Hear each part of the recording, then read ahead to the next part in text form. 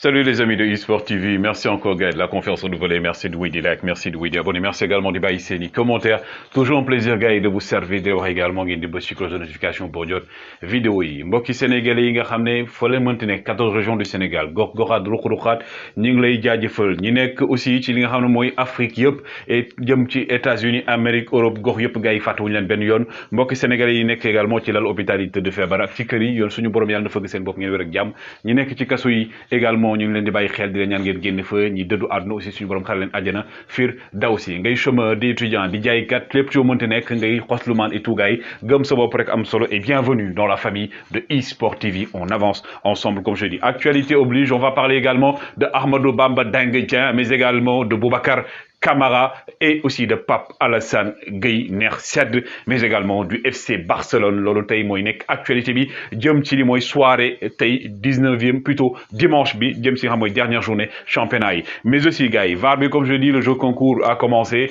ñi demoon répondre si question yi ci suba également nañ ñu woy di répondre joxe réponse exacte mais aussi bokk na si critères yi comme je dis chaque fois ñi abonné di woy di commenter mais également tey gars yi dafa am koo xam ne aussi dañ koy sigil ndigaale muy Atap nekkoon entraîneur bu màgg daan bu parcelle su ma jumul donc moom it ñu koy wax yàlla na suñu borom xare ko àjjana firdawsi di jaale famille yëpp également suuf sedd ci kawam nekkoon aussi koo xam ne sont les informations de doon dund pour sport notamment du côté des parcelles ñu koy jaale famille mais également NBA Joel Embiid meilleur scoreur de la saison mu nekk une première dans l'histoire de la NBA un joueur non américain ñëw atteindre li nga xam ne mooy stade bi moom mu rejoindre koo xam ne aussi par rapport au poste bi mu joué un certain Shaquille O'Neal defoon loolu noonu donc Joel Embiid également respect l'AS Pikine les Pikinois waa banlieusards tey ils ont battu les Médinois 2-0 comme je l'avais dit Alassane Djigo l'antre imprenable des Pikinois gars yi donc le Pikine tey moo dóor ñi nga xam ne mooy donc waa Jaraaf de Dakar donc ce qui fait que ne aujourd'hui résultat yaa ngi nii Guédiawaye FC dem moo dóor Jambar aussi moo dóor dem Dakar Sacré-Cœur Casa Sport aussi dóor Seneps aussi Linguère ko dóoroon AS Douane dóor Petite Côte AS Pikine tey moo dóor 2-0 Ndiambour dóor ki mag Teungueth FC 2-1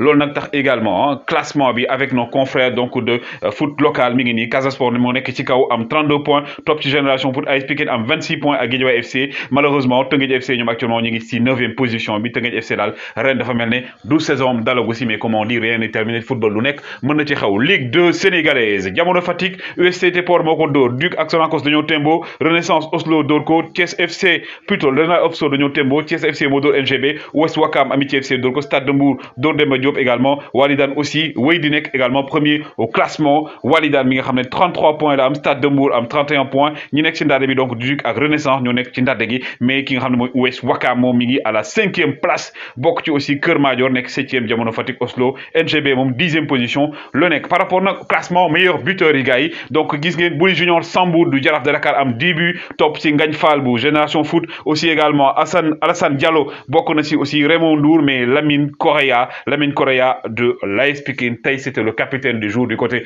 de l'AS Pikine nekk na jour boo xam ne également il est très bon il est très technique li ko dese rek mooy plus de percussion plus de vitesse dans le dernier tiers pour mën di gën a dugal tey moo également dugal bi bu somptueux bu rafet tax AS Pikine gagné c'est un jour boo xam ne aussi war ngeen ko suivre ah donc championnat Ligue 1 Sénégal Ligue 2 gars yi niveau bi dafa commencé donc félicitations à eux.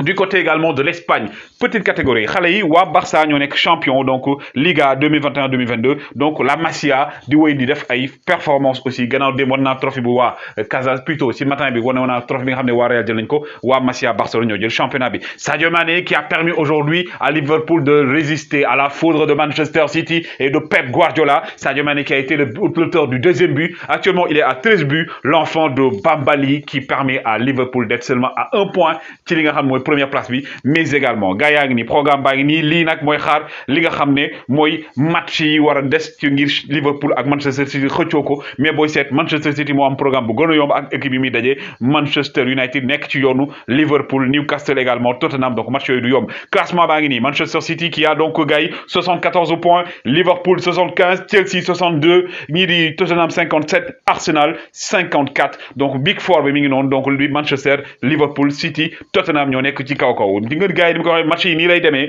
donc Liverpool Manchester United am bi di ñëw Watford ak City am également Liverpool Everton donc Liverpool gars yi pour vous dire actuellement donc tey bu ñu gagné woon moo leen di gën a arrangé mais Manchester City aussi peut perdre donc rien n'est encore joué lii daal gars yi ça montre que ne championnat Angleterre bi bokk na ci au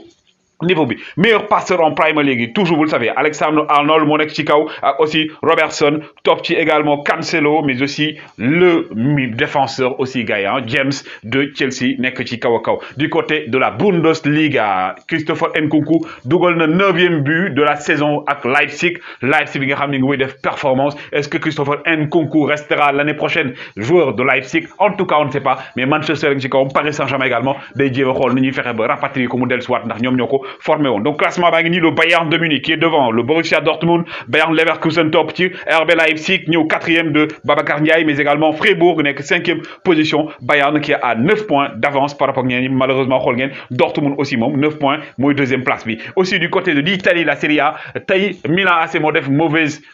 moo am mauvais points yi parce que tey donc mauvais résultat bi ñoom ñoo ko def parce que tey dañoo tembo mais Mike Maignan aussi il les a sauvés donc la mauvaise note est venue du côté du Milan AC loolu nag teewul benn yoon classement baa ngi nii Milan ba tey moo jiitu am 68 points top ci Inter de Milan 66 Napoli Koulibaly également à égalité Juventus 62 AS Rome de Mourinho nekk à la 5e place donc ba tey 2 points de différence moo nekk entre le premier et les deux deuxièmes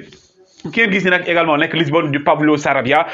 nag xam ngeen ko c'est un joueur du Paris Saint-Germain moo ko à Lisbonne mais Sarabia va retourner loolu la gars yi wax fa nga xam ne mooy ci Parc des Princes l'année prochaine vu que ne Di Maria ba matul day dem donc dañuy indi seen effectif am joueur yoo xam ne dañ leen abaloon pour ñu ñëwaat du côté de la Casablanca il est en train de faire une saison exceptionnelle Vinicius Junior 43 matchs 17 buts 12 passes décisives moom mooy futur ñi nga xam mooy Real de Madrid moo tax actuellement Real da ko bëgg a prolonger ba 2026-2027 le Brésilien qui risque Inch'Allah d'être à la Coupe du Monde donc à noter Xavi aujourd'hui pour m'entraîner gars on est là mais Xavi tey le FC Barcelone qui a battu donc l'équipe qu'elle rencontrait mais quand même ils ont concédé ñetti penalty la Barcelone am ñetti penalty yoo xam ne dañ ko concédé Barcelone nag tey gars yi moom moo dóor heureusement équipe bi nga xam ne nag moom mooy donc Levante 3-2 kii dugal di Aubameyang Pedri mais également Luc de Jong dans les arrêts de jeu gars yi 92e minute le Barcelone daal di gagné match bi mais ce qu'il faut noter mooy que coaching gagnant de Xavi Hernandez depuis qu'il est revenu au niveau du FC Barcelone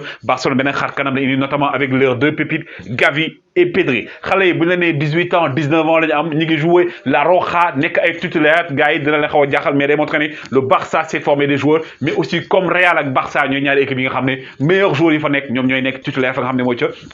Espagne donc ki nga xam mooy Pedri aujourd'hui qui a montré qu'il est en train d'être sur les mêmes pas mi ngi topp yoon ki nga xam ne donc mooy Andrés Iniesta bi ñu naan moom lay niróol Pedri bi nga xam ne Ronaldinho nee na bu continuer ni mën na sax battre record Iniesta ak Xavi Hernandez mais également que dire gars yi de Ousmane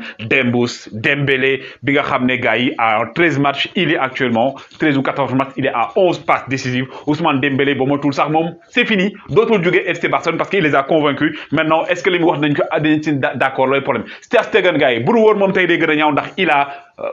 plutôt permis à Barcelone d'être vivant ndax moo jàpp benn penalty ndax bu dul woon moom tey instant yi Barcelone kenn waxatu ko parce que penalty bi moom jàpp peut-être moo relancé ñi nga xam ne mooy FC Barcelone mais malheureusement Clément Lenglet moom angle bi rek lañ ko war a teg Clément Lenglet tey naroon naa këpp li nga xam ne mooy ne yalwaanu donc ñii di waa FC Barcelone seen supporters yi parce que moom tey moo indi penalty boo xam ne moo tax waa Levante daal di égaliser mais derrière il a le Hollandais attention à ce gars yi lui il était à Séville ba muy ñëw Barça da ko jënd ñu ne attaquant par défaut mais tey moo leen sauvé waat il a marqué à la 92e minute Luc de Jong attaquant hollandais boo xam ne le Sénégal devra faire attention également bu fekkee ne sélectionné nañ ko et c'est sûr que dañ ko sélectionné Luc de Jong s'il continue comme ça donc tey moom moo sauvé le FC Barcelone, un boulet de canon de la tête dans les dernières arrêts, plutôt dans les dernières minutes, arrêt de jeu Moudadi Dougal, donc Luc de Jong aujourd'hui, qui est aujourd'hui un serial killer, parce que aussi, comme Aubameyang, aussi, il saison exceptionnelle depuis le milieu Barcelone, Luc de Jong aussi est un bon joueur. Le bon des bons, aujourd'hui, c'était l'Olympique de Marseille. Marseille a vibré, Marseille était Yongouna, Nico Yangel, moi, Sénégalais, Bamba Dengdian, bokk na ci Pape Alassane Ner Sedd Gueye bokk na ci Boubacar Camara le futur sénégalais officiellement inchallah bokk na ci Bamba Dieng bi nga xam ne aujourd'hui il a ouvert l'estocade moom moo dugal il était titulaire Ahmadou Bamba Dieng moom tey il a fait du dingue Dieng comme je l'ai dit ñeen naan lu tax naan ko dingue Dieng dingue dans le football parce que le gosse il est insouciant il est talentueux il n'a peur de rien ragalul dara xale bi dafa gëm boppam Bamba Dieng tey moo dugal mais également moo indi penalty deuxième but bi donc sur une magnifique passe de Gerson mais tey ce que vous dire mooy que le FC plutôt l'Olympique de Marseille gars yi tey il a pu compter sur Bamba Dieng félicitations également à Bamba Dieng parce que dafa def action bu rafet mooy lan geste bu rafet mooy ñi nga xam ne ñooy liggéey jàmbaar moom da leen jox suukaru koor ñu gis ko tey du moom kese ak yenn joueur jàmbaar yi mais Bamba Dieng qui a beaucoup contribué à cela ñu koy wax jaajëf parce que noonu la fàttewul démbam l'enfant de Pikine et également de Diourbel Ahmadou Bamba Dengue. On va un peu analyser le match de l'Olympique de Marseille. Boy, cette gars, Marseille tay, gis ngeen ni ñu joué Marseille tay joué nañ li nga xamné moy donc 3-1-5. Joué nañ également 4-2-4 joué nañ également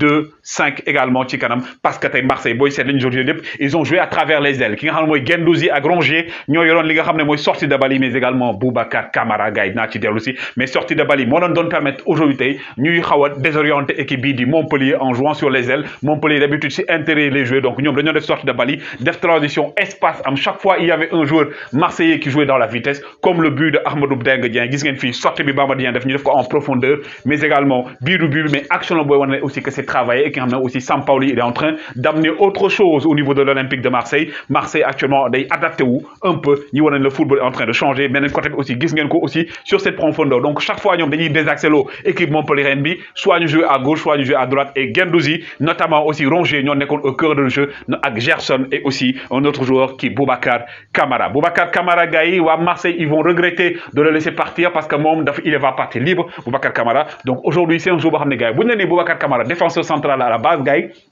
dina leen jaaxal mais c'est un défenseur central loolu poste dëggantaanam mais depuis que nga xam ne nag mooy Garcia donc ñëw def Rudy Garcia moo ko repositionné foofu boobu ba léegi mi ngi wane boppam Pape Alassane Ner Sed Gueye aussi gars yi ce joueur là au milieu de terrain côté gauche du Sénégal il a sa place Pape Alassane Ner Sed Gueye parce que Pape Alassane Ner Sed Gueye gars yi mais on est na boppam tey li wax toujours ah le jeu en profondeur li muy désaxé benn passe gars yi mu li nga xam ne romb mooy milieu de terrain benn passe également en profondeur justesse bi ak verticalité bi muy joué nekk na loo xam ne Sénégal mi ngi ko wane et c'est une bonne chose parce que xale yi gars yi relève bi ñu ngi wane seen bopp mais aujourd'hui encore comme je l'ai dit donc Bamba Dieng le Sénégal Boubacar Kamara Pape Alassane Gueye ils ont fait un match monstrueux gars yi c'était les informations du jour gars yi woy leen di like woy leen di abonné toujours un plaisir de vous servir dans eSport TV gars yi jaa ngeen jëf